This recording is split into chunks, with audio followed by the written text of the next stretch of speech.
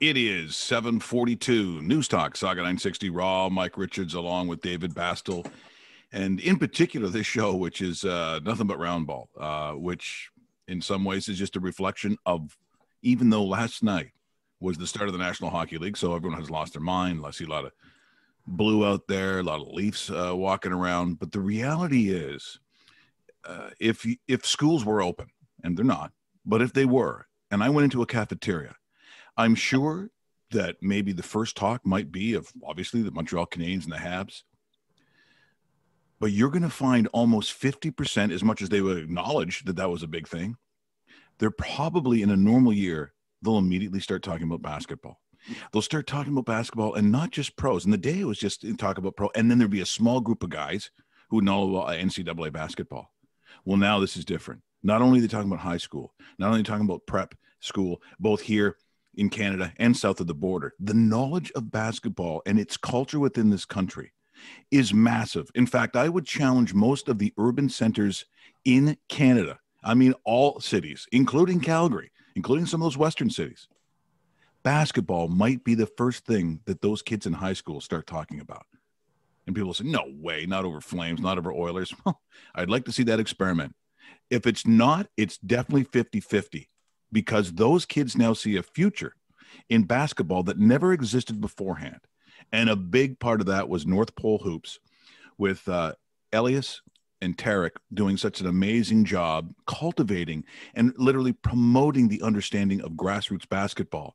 And as we found out literally a couple of weeks ago, that Elias Sbiet is now going to be player agent. And I thought, well, it seems like a natural progression, because no one is going to know the players from literally birth like these guys do. It's all they've done as adults, literally.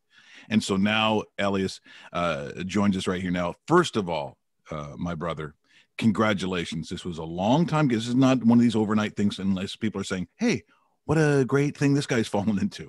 Well, there's been, it's more than just that. It's been years in the making, traveling coast to coast, working with parents, students, and now you're finally here. So on behalf of Dave and myself, congratulations. Thank you guys so much, man. And thank you for shining some light on this natural next step. It's been a long time coming, man. I've been in talks with a couple different agencies throughout the beginning of COVID, and then before that with a few NBA teams. So I wasn't sure exactly which direction I was going to be heading in, whether it's going to continue in scouting, which was what I was in, and just moving on to the NBA level to do that, or to do this. But like you said, man, I've been involved with these kids' lives for so long, helped them throughout their recruitment. It's almost as if I was already doing this job. Yes. So yeah, it's a natural next step for sure. You know, it's funny. The first thing I thought of, not only just when I saw and was aware of what had happened, it's just strange when you get to know people. The first thing I thought of was your parents. The first thing I thought of was your parents, because you, and I've said this before, you're a reflection of what Canada really is, which is the opportunity for people to come from a different place and hope that their children get a better life. Now, there's no way they could have seen this. This wouldn't have been something that necessarily was natural to what the hell you were going to do. But at the same time, they were very supportive. And look where this has turned out. You are a great Canadian story, and Canadian in a way in which we embrace newcomers to this country and hope that they can achieve what you just did. So for me, a big part of this was thinking about your mom and dad. Yeah, you know what? You're the first person, Mike, to really tell me about it from that lens. Now that you say it, though, I mean, yeah, it's beautiful to think about it from that light. My parents were blindly supportive because they're immigrant parents. They don't understand what we were building at the time that we were building it. When Tarek and I said, no, we're not going to become bank tellers. We're not going to become pharmacists or lawyers or whatever, because to them, like, your education was kind of your ammo, and that was your way out. So yeah, I never thought about it in that lens, but now that you say it, man, like, I feel like going home and giving them a kiss and a hug. Yeah, and you know what? You should, no matter what, man. Now, was this always? I guess you and your brother put together North Pole Hoops, and you take these baby steps, and then you get these giant steps, and you keep on climbing that ladder, man, the mountain, so to speak, and you're still not at the top, because I don't think anybody is ever at the top. You keep on wanting to get better and better. Is this something, as far as player agency, is this something that you almost thought in the back of your mind a couple of years ago, or is this something that has recently come to you within the last couple of years, thinking, you know what, that seems like the right step? But what was it from your perspective? Yeah, so I always knew that it was a possibility that I would move in this direction, but I was under the assumption that I was going to go into the NBA first, because my end goal has and always will be, and still is till this day. I think in the next 15 years, I'd like to be an NBA front office. And, you know, when I've talked to people about that, they kind of look at you like he's over dreaming.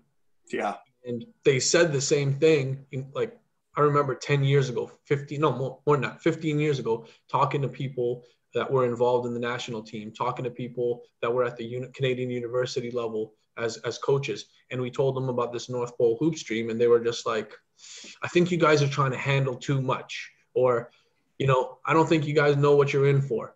This, that, and the other. And it's like, it's kind of like that saying, like, you got to be crazy enough to dream it before it happens. So Dave, with regards to your question, I didn't know for sure that this was going to be the route. I thought it was going to be NBA first and then move in this direction. I'm just happy it worked out the way that it did, and the people that it did, man. You know, between the two agencies that were looking at me, like these guys at You First and Tandem. There was an acquisition that went down and a merger. So now it's two companies in one, and You First has been dominant in Spain, and they've represented NBA guys like Serge Ibaka and Van Vliet. Whereas, you know, most notably with Tandem in the U.S., my boss Jim Tanner represents John Morant, Jared Allen, who just got traded last night to Cleveland. So, I mean, to be involved with a group of guys that have been pros their entire career, represented guys like Allen Houston, Ray Allen, Tim Duncan. Like, when you think about the characters that are on that roster, it aligns perfectly with the type of people that I want to be around. Right. So what do you think then for you in terms of, because every step as you go up the ladder, and I would say this is probably one of them, the many that you want to take. So what are the early challenges for you in this? What are the things that you're like, okay, here's what I got to tackle because this is important? What is that for you, or is that area for you? Yeah, I think I'm coming from a different line of business. You know, obviously the exchange of finances in grassroots basketball is slim to none. We're almost doing it on a volunteer basis for the last 10 years, to be honest with you. I don't think people understand that. I think people see us from an outside position and look at it like, oh man, these guys are killing it. And it's like, you have no idea the amount of sacrifice that's been put into play, the amount of cars that have been slept in before we can afford to be in hotels, the amount of travel and back pain and everything that comes with trying to build a business. So I think the challenge right now is learning the business side of it, learning the legal side of it, and then getting NBA certified. You know, once the NBPA certifies me, then I think, you know, that'll be a huge next step.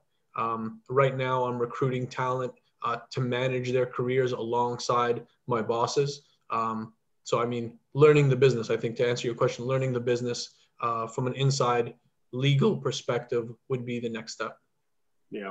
So what happens with North Pole Hoops? Do you have to disassociate yourself with it, or is that something that's more on the back burner for you, or can you still fully be involved with that? I mean, I know you're busy. I know you're a hard worker, but it's hard doing 17 different things. And I'm just wondering how North Pole Hoops works into your schedule now. It doesn't work at all. It doesn't work at all. So I've had to, in order to sign a contract, I've had to disassociate myself from the brand entirely from a legal standpoint. Right. So, I mean, I don't think we skip a beat because we spent 6 months transitioning. So now a good friend of all of ours, Jason, takes over my role as well as Tarek. So it's going to be a team effort to really take over my role because I was involved in directly involved with working with hundreds of college coaches to ensure that kids are finding the right levels or kids are getting any sort of exposure. So it's going to be a group effort to take over that role. But in terms of myself, I've had to remove myself entirely in order to make this move. That was hard in itself. You know, you build something for 10 years. It's like, it's your baby. And then you just walk away. And you got to think about it like there's a light at the end of it. And that's the way I continue to think about it. I think now instead of helping guys secure college scholarships, it's helping them secure contracts and ensuring that they have a long-lasting career with loyal and trustworthy people around them. Well, you cannot do what you have done unless you love it. Like you can't. You're not sleeping in a car. You're not going to Moncton to sleep in a parking lot because there's a 6'8" kid that someone talked about. You've seen kind of grainy, weird phone footage. And now you and your brother are sitting there in the middle of Moncton, which, by the way, if you've been to Moncton, it's not bad. Come on. There's something called the Tidal Bore, and it's aptly named. It's a tough place to go to, especially when it's in like January. Okay, I'll give you July, but he's going when it's not great. He's going to February. I mean, this is a tough sell. And sometimes Dave and I, when we talk about certain hockey coaches or people involved in the hockey community, we call them lifers. Well, that's what you and your brother are. You're lifers. This is the only thing that really you've ever wanted to do, and you do it because you love it. Because for 10 years you basically got no coin. There was not, you didn't do it because you thought you were going to get rich. You did it because you love basketball. Yeah. And you know what, when I talk to prospects, the three things that I always told them are the 3 L's. There's guys that like the sport, there's guys that love the sport, and then there's guys that live it at the highest level. And you got to live it if you want to do this as a career. There's no ifs, ands, or buts about it. You got to be willing to put your whole life on pause. You got to be willing to sacrifice personal relationships at times, sacrifice things that you want for yourself, whether that's vacations, whatever the case may be. I think we've sacrificed so much, and all for the community. I hope that one day, looking back, the community sees it. I don't think the kids ever will. I think their parents will. But the kids that are on the come up right now have no freaking idea what it was like trying to send VHS tapes to coaches. You know what I mean? Like, now we're tweeting about these guys, and the next thing you know, we're getting calls about them.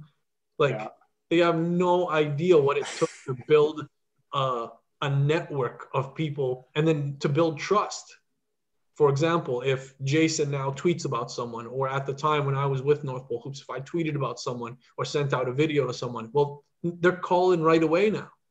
It takes time to build trust for those people to come back to you and say, "Hey, E, who's your next guy? I need to be on him before anybody else is." You know what I mean? So, man, Go ahead, Dave. One final question for you, because this has been awesome. I've been looking forward to this day, just because of the 3 guests we have since you and I talked last week. So Jason Thom is coming up next. And then at 8:40, we have Tony MacIntyre, a gentleman that you probably know very, very well. And there's an awesome series coming up on the CBC that we're going to be talking about. In 30 seconds, can you give us a quick rundown of your evaluation of Tony, what kind of person he is? Because I'm really looking forward to talking to him in about an hour's time. Yeah, man. I mean, we talk about lifers. There you go. He's a lifer, and I got to watch snippets of that show, and it's gonna really show the whole world what it takes to build a premier prep program. What they've done at Orangeville Prep is life-saving to a lot of players' careers. He's been in it from the jump street. We got into it around the same time. He was coaching even before that. So nothing but respect to T-Mac and everything that he's built. And I wish him great success, man. He's killing it. I mean, you look at his family as well. Lifers, everybody involved. Here's what I look forward to, because we've talked about all the nice things and all the great qualities, but we fast forward and I go down to see you and you're living like in Miami, one of those modern places, like in Ballers. And I go down to see you, and you're just covered in bling. Like, I can barely see the rings and chains. Yeah, this is likely. And I go by, and I go, wow, look at all the people in the pool. And he goes, I don't know who these people are. Get out of the pool.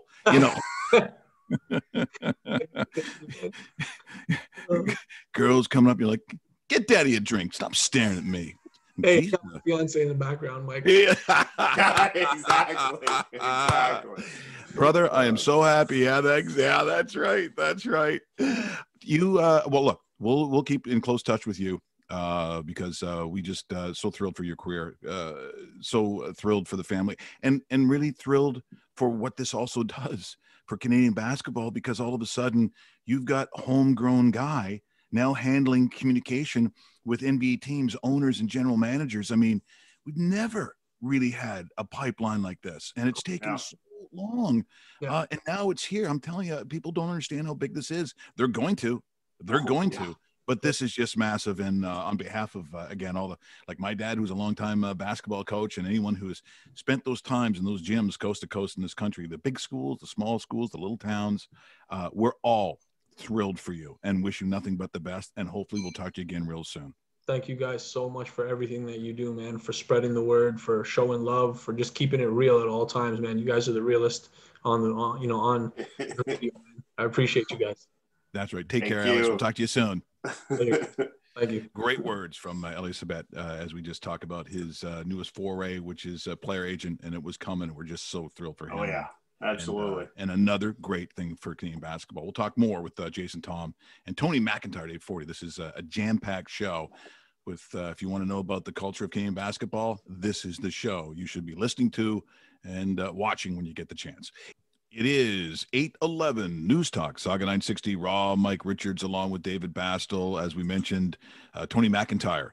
Some may or may not be familiar with what and who this gentleman is. He is responsible, quite honestly, for a lot of basketball in this country and a lot of guys who have gone on to have marvelous careers. And it doesn't mean just NBA. So we can also talk about this a little bit. There's a lot of guys who find tremendous success in Europe.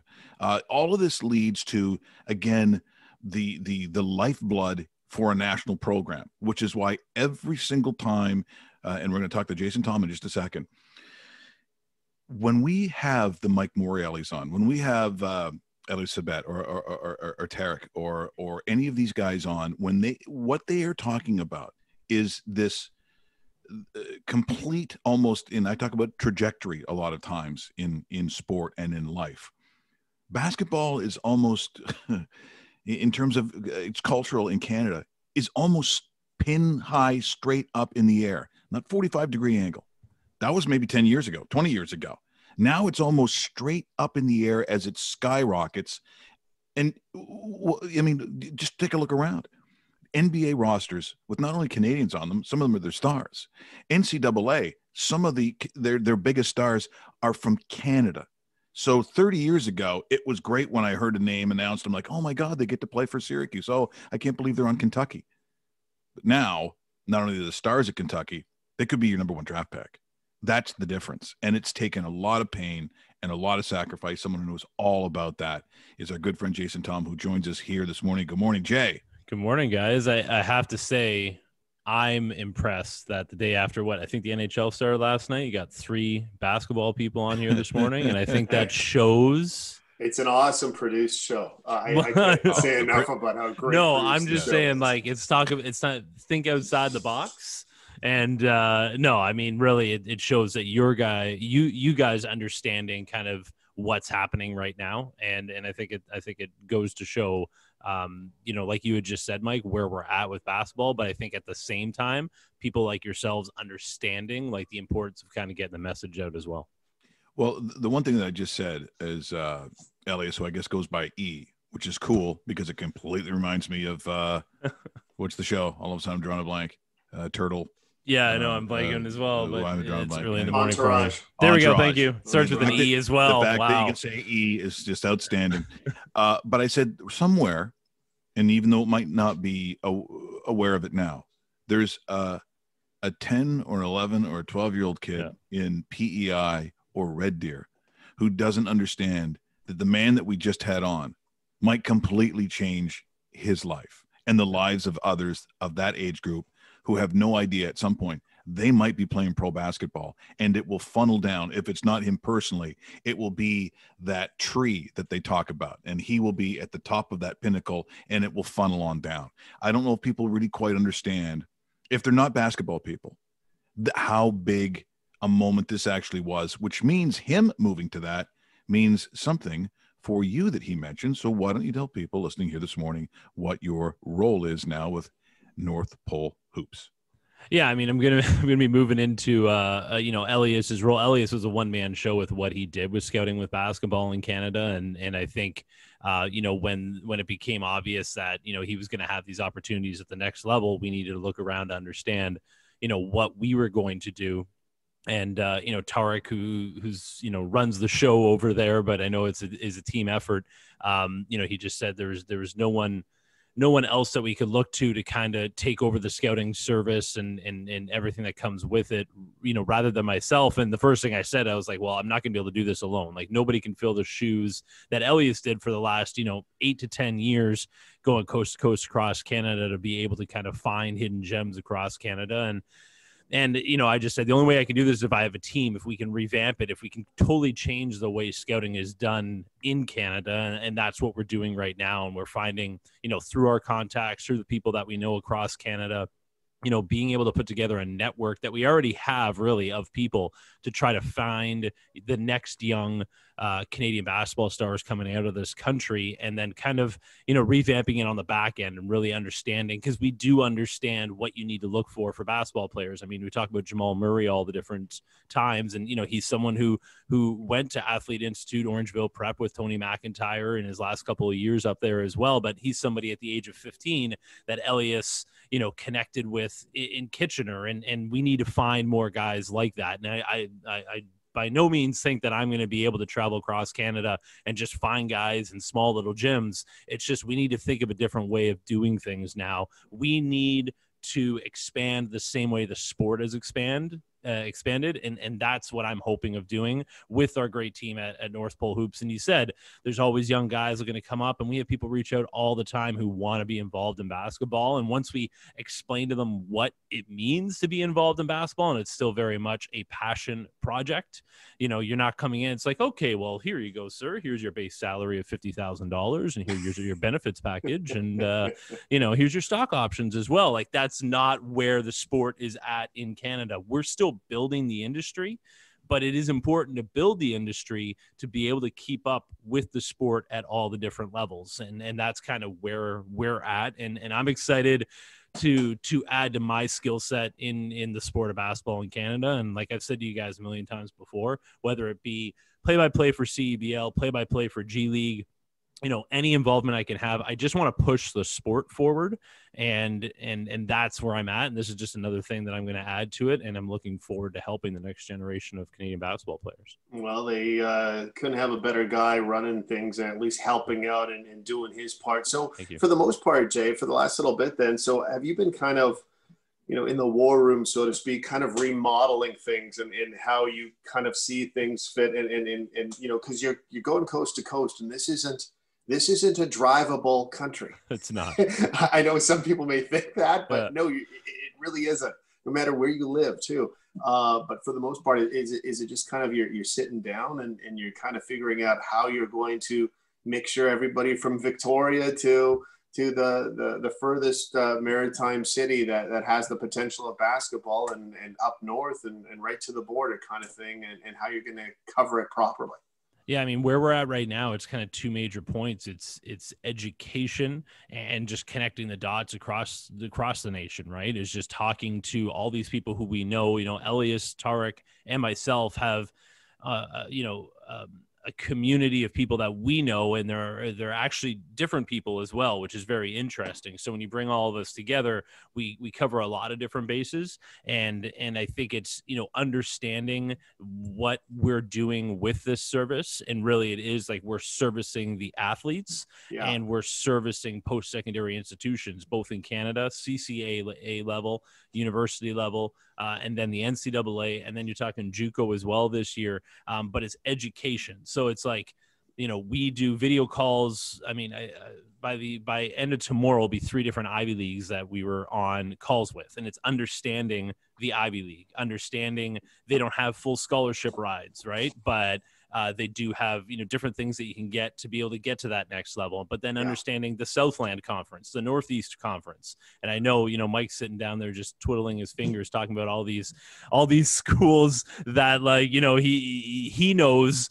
Merrimack in the Northeast just moved up from the D2. You know what I mean? Like, understanding all these different programs, where they're at, what they need, understanding the conferences, and the fact that, a conference where they don't have anybody over 6'8", well, that fits perfect for our Canadians, and we can get them some high level talent, because Merrimack may not get a powerhouse guy from Chicago, but he can get a powerhouse guy from Canada who's a higher level than a guy that he would normally get from somewhere else. And then it's building those relationships. So and then it's also educating the players. Like, they need to understand that in 2021, if you get a scholarship offer at any point for 2021, you jump on that, because it's not going to be there in 2 months. And then understanding the JUCO level and understanding what comes from the junior college level. But then we see guys like Chris Boucher, who went from a Saint Hubert to a JUCO to Oregon to the G League to now a full-time NBA player. Like, understanding all that and educating kids and parents is really the big thing that we're at right now. And we're doing it the same way that we're doing this interview right now. Well, the reality is, and when you start talking about, the scholarship level, and you start talking about the conferences, the reality is it's almost like visiting different lands. And people are like, well, what do you mean? Well, it's what I've said all the time. These guys who are in love with let's just say fantasy football, right? So it's a huge thing, and FanDuel and all the fantasy leagues and pools you can be in. I said, well, if you want to do yourself a favor, then you probably should watch the conference that they go to, because all those conferences play differently, because they have different kinds of athletes. It's almost like learning a new language. If you start talking about, Stephen F. Austin. Okay, let's talk about Stephen F. Austin. Great pick. So people are going to be like, well, what? I said, okay, they go to the dance. This is a small school, but it's not like they haven't been to the dance beforehand. Like Abilene Christian, for instance. Yeah. It sounds, if you're up here in Canada, like, well, it sounds like a kind of a wacky school. It's not. They will take out a Texas A&M before the season's over. Like, they will take out a big school, and people go, how's that possible? Yeah. Because you don't understand the conference. Yeah. And for a lot of those big schools, if you're, Big 12, you name the conference, SEC, you kind of look by them. They have a different kind of athlete, in some ways, not a lesser athlete, but a different sized athlete. Yep. So if you're playing a team with the tallest guy 6'7", you just assume you're going to beat them. But what if all the 6'4" to 6'5" guys are freak athletes, and they're seniors, and they're going to go in and they're going to play, I don't know, Ole Miss, who is through a rebuilding year, or just name one of the schools. And guess what? In the non-conference games, when they meet, Abilene Christian's going to win. Yep. This is the thing about understanding college sports, particularly college basketball, because there's so many schools, is there are excellent schools with quality coaches, a different kind of athlete, but not a lesser one necessarily. And for Canadians, as you talked about, this is an open door to get some full rides, which cost literally going to be hundreds of thousands of dollars, or at least $100,000 for laughs. Yep. And get an education. Get the education of playing, really high level basketball. And for our Canadian kids, you never know where that's going to go, but it certainly makes them better, helps their families, and they might even end up on a international team. It's all winning, but it's understanding those little nuances that you're talking about. Yeah, and I mean, and they don't, and I'll be honest, a lot of it I didn't know as I moved along, right? And that's what, you asked me off the top about, that's what's been exciting for where we're at right now, and I mean, I've spent a lot of time in the place that you're seeing me right now, just working spreadsheets, talking to contacts across. We have people on our scouting service, but we want more, and it's not about raking in all this money. It's about educating people on why they want to be in Canada, like why they want to open their pipeline to Canada. And then it's not like they completely agree. They're like, absolutely. Like I see it in the NBA. I see it in the NCAA. We just played a team last night that some Canadian just gave me 20 and 10. I didn't even know, where, Port Coquitlam, British Columbia was. And now this kid just put up 20 and 20 on me. And it's like, I want one of those kids. And it's like, well, like, we'll get you one of those kids because we'll open the book to this world of Canada that has 37 million people spread across this massive chunk of land, but it's on us to find those next guys. And I think that is the branding and the work that we do to try to understand, to let parents know, listen, if you think your kid's good, like, get in contact with us and we'll do our best. Jason, quickly, we have about 30 seconds here. Tony MacIntyre is coming up in about 15 minutes time. Maybe tell us a quick Tony MacIntyre story or maybe some thoughts, because obviously well-respected in your industry, and people are about to see it live and in person on the CBC coming up tomorrow. Actually, you guys interrupted my interview with Tony MacIntyre because I need to talk to him about some of his guys. So we were coordinating that. And I said, aren't you on the radio tomorrow? He's like, I think I am. And I was like, so anyways, I'll be talking to him after. But what I love about Tony MacIntyre is, you know, his basketball family. Like, he has 3 kids. Like, Dylan Ennis is playing at a super high level over in Europe. And Tyler, as we've known for the G League, sustained another injury. But like, in his family, like, such good people. You know what I mean? And that's what I'm excited about the CBC documentary. Like, it's not telling me anything I don't know about basketball in Canada, but I love the character that we're going to see. And it's going to be super exciting to see that, because Tony is one of those guys. And yeah, I think you guys are really going to like him. And I've known him for 15 years. And you know, Tony's a really special guy and somebody who I look forward to continue to working with now in this new level, in what I'm doing. So yeah, you guys will love him. And I mean, this guy knows point guards. His family is full of guards, and he can create these great guards. And I mean, he's a very, very good individual, and I just love his family in general. Tony's a great guy. Well, we're really looking forward to it. But I just want to say on behalf of Dave and myself too, congratulations on that new role. I know it's added stuff, and with it comes the added roles and maybe even things that none of us are crazy about. Spreadsheets, that's fun. That's fun. But the payoff will be huge, because at your heart, you just want to promote basketball in this country, and not for yourself, for the state of basketball in this country. And there's not a lot of them. There's a lot of people who like it, but to actually get your hands that dirty and make the kinds of sacrifices, you have a young family, there's going to be a weight to this. But you take it on because you love it. And again, to use another term, you're a lifer as well. And it's what you do. And the benefit is to this country. So we should be saying thank you for doing that, because it's not easy, but I know why you do it. Well, I appreciate the support, and that's what keeps me going, to be honest. The kids, and then the support from guys like you, and you know, so I appreciate that, and thank you very much. And thanks for having me on every week. And you know, as we move along and the G League gets back, we're going to talk all kinds of wonderful stuff. And I'm still learning. I'm an everyday learner, man. That's for sure. But what else would I be doing during a lockdown in a basement in St. Catharines, right? So that's right. Take care, my friend, and we'll talk to you again next week. Thanks, guys. Say hi to Tony. Get off the phone. Don't hold him too long. I'm going to need to talk to him. Okay? Yeah, well, we'll see about that.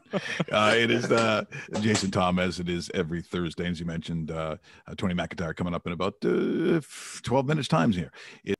All right.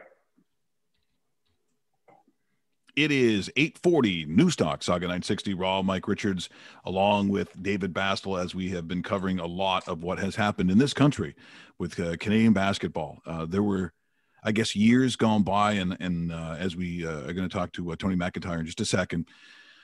My first inference, because my father was a longtime basketball coach, back in the 50s, there actually was a Canadian championship.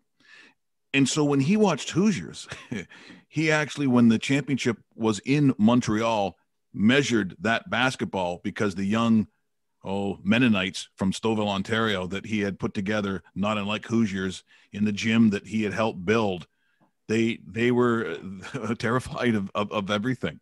But it was very, very similar in those days. And as I grew up, Jack Donahue that's the face that I knew. That's the name that I knew. But at that point, Canadian basketball for me was watching CHCH Channel 11. I think it was Norm Marshall was doing the games, and that's where it ended. That's kind of where it stops.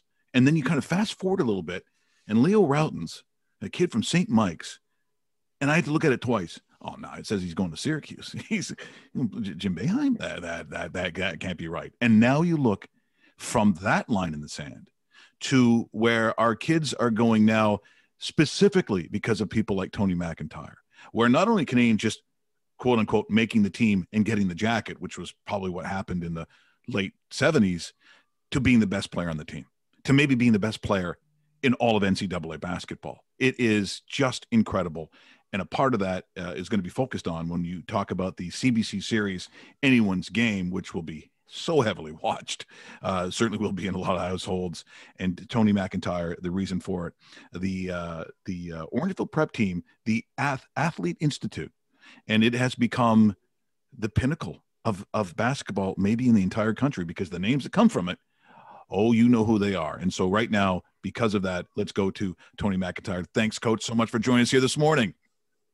No problem. Thanks for having me on. I appreciate it. Not only do you coach these guys up, but apparently with yourself physically, you just produce them. I guess if you can't find point guards, you just decide to go into the laboratory and make them. What's going on there? No, it's been fun. It's obviously I have 7 kids of my own, and they all play basketball, and I get to really carry that over. I think not only the success that my kids have had, I'm able to take that whole family atmosphere and bring it to every team that I'm a part of, and really try to recreate that year in, year out. Tony, let's dig into this because everybody's looking forward to it. I had the privilege of watching the first episode already. It debuts tomorrow on the CBC, Anyone's Game. When do they come to you and say, listen, Coach, we got this idea. We want to do this docuseries. This is what it's going to be involved in. And what is your first impression of it? And how does the ball kind of get rolling? Maybe a little bit of like background inside story for us.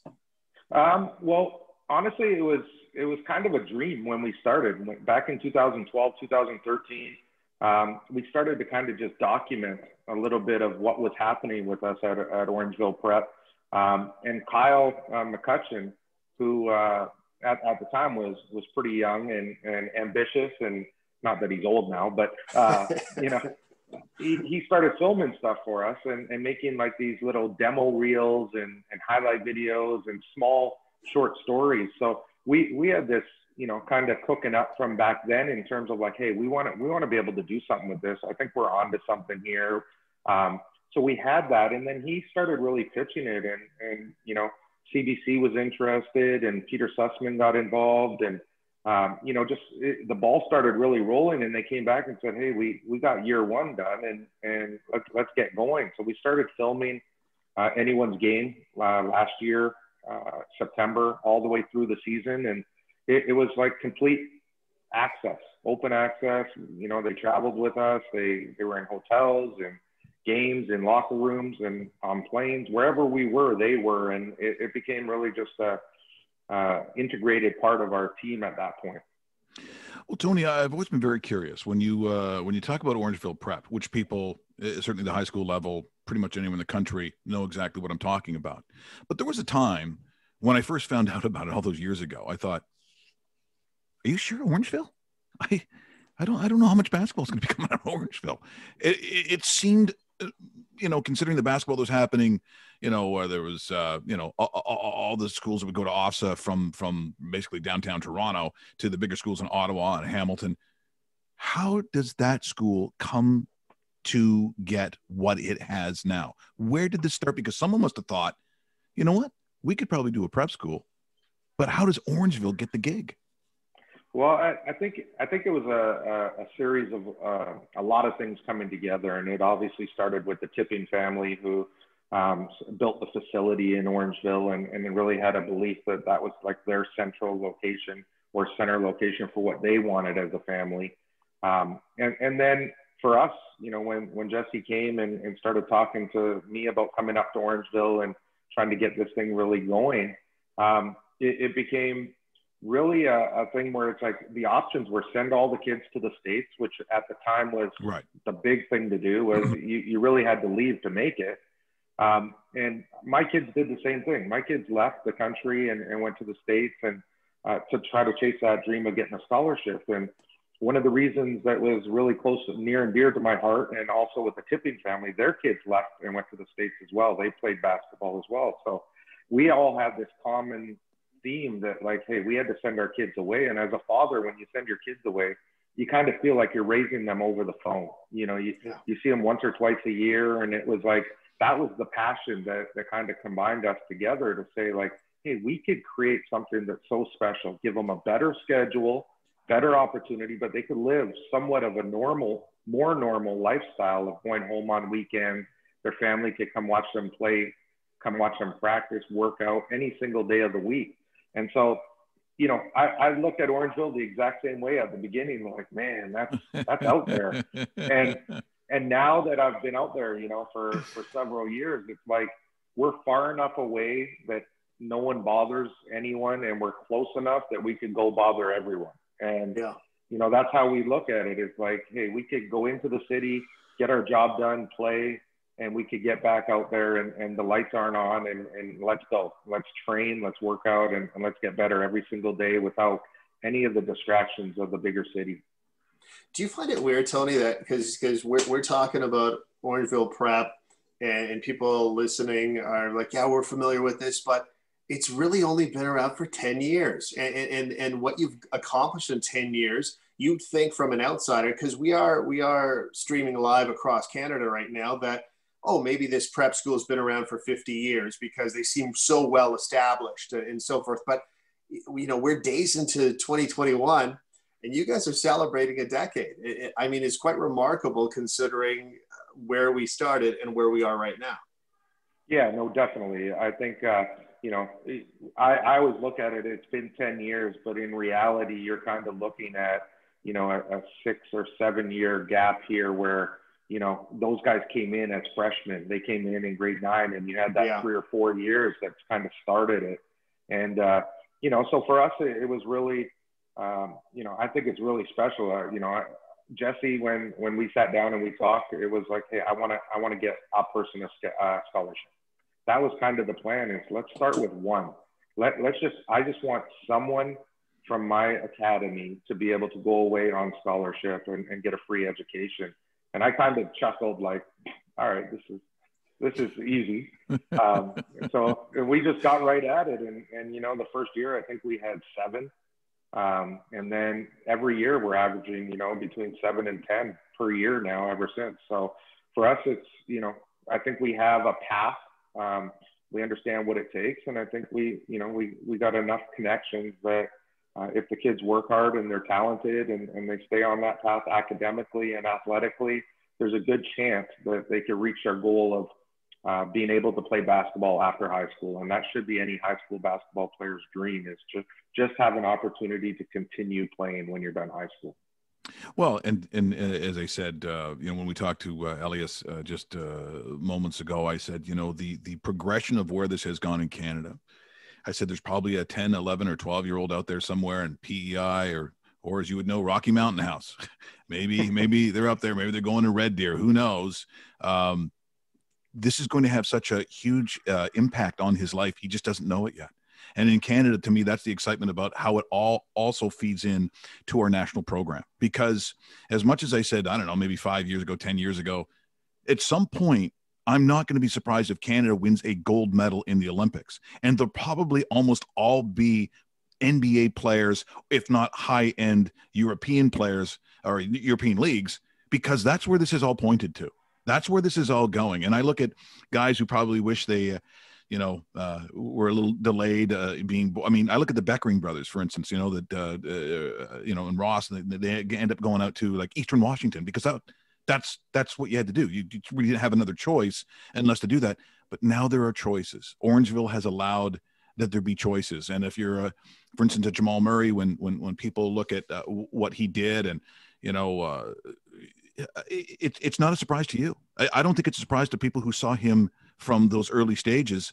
He is that good because Canadians are that good. And at the center of it, there's someone like yourself. And I'll be honest, Tony, I don't think these programs work unless there is a human element to it that the kids can grasp onto. You can be all the greatest X's and O's guy you want. And I guess at some point, you know, if you're a little more hard-nosed, if you're Coach Cal or whatever, and, you know, you're a one and done, you know, you send all your players to pro, that's different than cultivating children into young men, which is exactly what you do, Tony. Yeah, no, I think you hit the nail right on the head there with the human aspect. And I think that's the entire infrastructure of what we're built around up there is, you know, being able to take a young man at 13 and 14 years old, you know, which is still a kid, and being able to allow that 13 or 14-year-old to both learn how to integrate into kids that may be even older, 18, and how they mix and become one, and then how to move from 13 all the way through the stages to 18. Kids are going to make mistakes. They're going to do silly things. They're going to do great things. And it's how you manage them and how you embrace them and bring them into your family. They're sacrificing a lot. And if you're not sacrificing the same amount, it's just not going to work. And, you know, so for me, it's the human side of it. You know, you got to coach them hard. You got to tell them what they don't want to hear. But they also know that you're doing it because eventually that's going to be the expectation in this game going forward. You can't just always tell them what they want to hear. That's not going to help them get any better. And it's actually funny you mentioned Rocky Mountain House. I got to get a player from there eventually. And, they would love Orangeville. I bet they would. They're right at home, wouldn't they? Yeah. We're in conversation with Tony MacIntyre. We should tell our audience once again, Anyone's Game will debut tomorrow. That's Friday, 8:30 on the CBC. Also free on the CBC Gem streaming service. All 6 episodes will be available to stream on Gem beginning on January 15th, while the series will be a weekly broadcast on the CBC. Where are you going to watch it tomorrow, Tony? Because I know there's probably going to be some sort of family watch party. Yeah, definitely. It's kind of, you know, juggled between, I'm going to try to do a Zoom meeting with all my guys at the same time. The guys from last year, the guys from this year, as well as my family. And I've watched it already, you know, probably 10 times. And just to see, like, hey, you know, it's amazing when you see it. And one of the biggest things I walked away from is like, man, these young men are going to be able to show their kids this one day, that, hey, I was in a TV show and this is, you know, because when you have kids, they never believe what you did. So you have to, you know, these guys are going to have a documented resume of what they actually accomplished. And you know, it's the highs and lows of what a teenager goes through in a quest to try to get this free education. And it really plays out. And I think the series really gets better.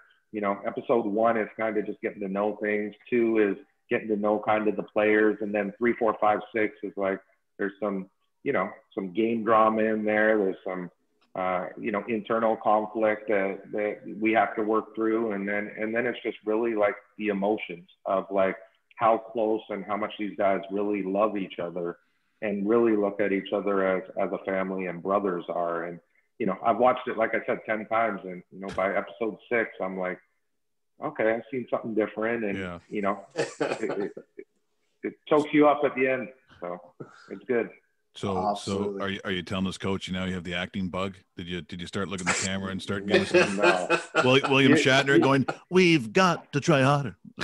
No, you know, for anyone that's ever done this or been a part of anything like this, you know, when it started out, I was like, okay, this is a good idea. And then you kind of go through a phase of like, you know, we were in practice and, you know, we're working on a transition drill, and you look and there's a guy in the middle of the court with a microphone and a cameraman, you know, in the way of passes. And it's like, man, how do we, like, I don't know if I'm going to be able to do this.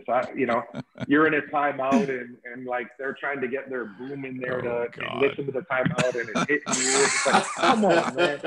So it's like, once you get over the fact, like, okay, you know, you just got to understand they're trying to do their job, you're trying to do yours, and the product at the end is going to be amazing. And you know, one of the producers, Michael, who was from DC, he worked on the Steve Nash documentary and the Martin Luther King documentary, and he's a basketball guy. And so for him, you know, it was really getting in and feeling what we feel and what we are doing. And he had a complete understanding, playing Division I himself, of like what was at stake and our pre-games.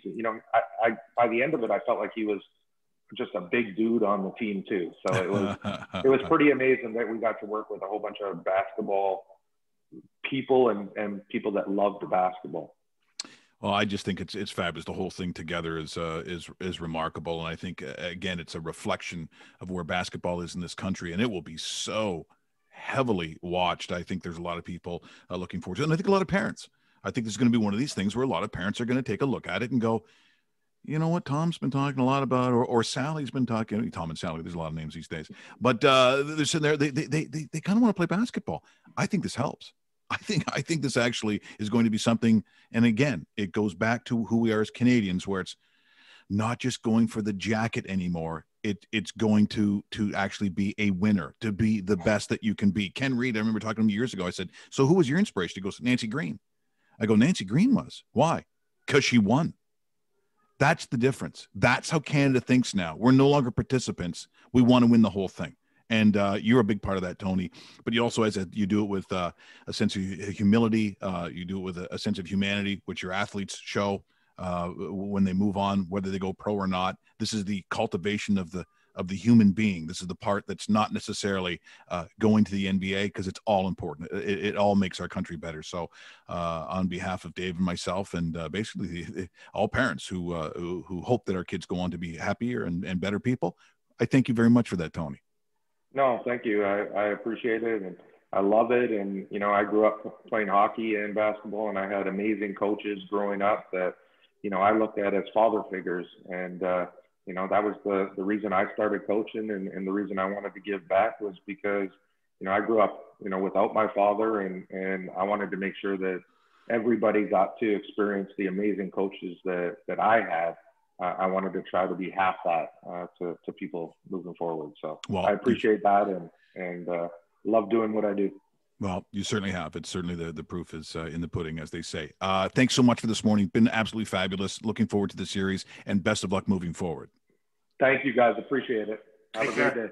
That is Tony MacIntyre. That was great, and I knew it would be. I mean, that was just fabulous. Once again, it is anyone's game, CBC, starting tomorrow night. Is that correct, Dave? Tomorrow night at 8:30. Yeah. CBC Gems streams everything as of tomorrow night, and you can watch it on a weekly basis. I'm telling you, the first episode, I was only able to see the first episode. Awesome.